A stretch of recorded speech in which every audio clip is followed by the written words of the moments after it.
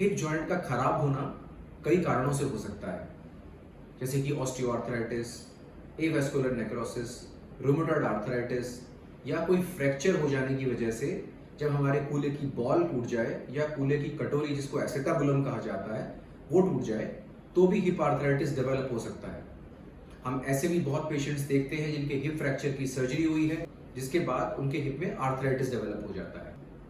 इन सब प्रॉब्लम्स में hip joint में दर्द रहने लगता है, आपकी टांग छोटी हो जाती है, टांग पतली हो जाती है, चलने में दर्द होने लगता है, चलने की स्पीड कम हो जाती है और इवेंचुअली आपका कॉन्फिडेंस कम हो जाता है।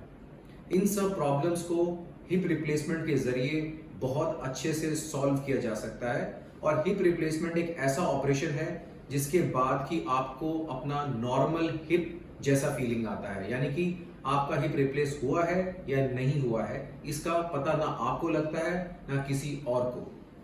लेकिन ऐसा रिजल्ट अचीव करने के लिए हमें क्या करना होगा? तो फ्रेंड्स आइए आपको बताते हैं मॉडर्न टीएचआर के बारे में या मॉडर्न हिप रिप्लेसमेंट सर्जरी के बारे में। तो क्या होती है मॉडर्न हिप रिप्लेसमेंट सर्जरी? क्या नई चीजें हैं जो अब हम करते हैं जो कि कन्वेंशनल हिप रिप्लेसमेंट सर्जरी में नहीं की जाती थी, जिसकी वजह से रिजल्ट्स इतने अच्छे नहीं आते थे? पॉइंट नंबर 1, इंसिजन या कट का साइज छोटा हो चुका है और आपकी जो मसल्स हिप के फंक्शन के लिए सबसे जरूरी हैं उन मसल्स को मिनिमम डिस्टर्ब किया जाता है और इस अप्रोच को कहते हैं muscle sparing hip replacement. Muscle sparing surgery से हिप रिप्लेसमेंट के रिजल्ट्स बहुत अच्छे हो चुके हैं। हम अपने पेशेंट्स को ऑपरेशन के 4 से 5 घंटे में खड़ा करके चला देते हैं। सो फ्रेंड्स, अगर मसल स्पेयरिंग टेक्निक से, एडवांस टेक्निक से आपकी हिप रिप्लेसमेंट की सर्जरी की जाए तो रिजल्ट्स बहुत अच्छे हैं। आपको ऑपरेशन से पहले जो दर्द होता है वो बिल्कुल खत्म हो जाता है और सबसे इंपॉर्टेंट बात, मसल स्पेयरिंग सर्जरी में आपकी मसल्स को मिनिमम डैमेज किया जाता है, इसलिए ब्लड लॉस ना के बराबर होता है। और हम अपने किसी भी पेशेंट के अंदर ड्रेन नहीं डालते हैं। ड्रेन का मतलब होता है कि जो ऑपरेशन के दौरान मसल्स कट की गई हैं उससे जो ब्लड धीरे धीरे करके रिश्ता रहता है वो उस ड्रेन के रास्ते बाहर निकलता है। पर अगर मसल्स को डैमेज ही ना किया जाए तो ऐसा कोई ब्लड का रिसाव होता ही नहीं है, इसलिए ड्रेन की जरूरत नहीं होती है। हम इस सर्जरी को मिनिमम टाइम के अंदर करते हैं जिसकी वजह से हमें एनेस्थीसिया के अंदर एपिड्यूरल एनेस्थीसिया की जरूरत नहीं होती और ये सर्जरी स्पाइनल एनेस्थीसिया में की जाती है।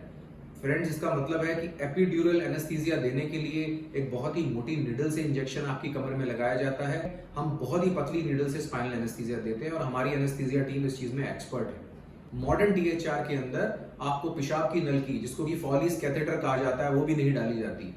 ये पहले इसलिए डाली जाती थी क्योंकि पेशेंट्स को जल्दी से खड़ा करके चलाया नहीं जाता था, पेशेंट्स खुद से टॉयलेट नहीं जा पाते थे, तो इस पेशाब की नलकी के जरिए वो यूरिन धीरे धीरे बैग में इकट्ठा होता था। लेकिन मॉडर्न टीएचआर में पेशेंट्स को 4 से 5 घंटे में खड़ा किया जाता है, उनको चलाया जाता है और पहले ही दिन यानी कि ऑपरेशन के कुछ ही घंटों के बाद उनकी टॉयलेट ट्रेनिंग करा दी जाती है, यानी कि वो चेयर कमोड पे बैठ के यूरिन कर सकते हैं। और फ्रेंड्स, मॉडर्न टीएचआर का एक बहुत ही इंपॉर्टेंट हिस्सा है नई टेक्नोलॉजी से बनाए गए मॉडर्न इम्प्लांट्स। इसका मतलब है अनसीमेंटेड कप जो कि आपके एसेटाबुलम में डाला जाता है, अनसीमेंटेड स्टेम जो कि आपकी फीमर में डाला जाता है, ceramic head, large ceramic ball head and highly crosslink polyethylene.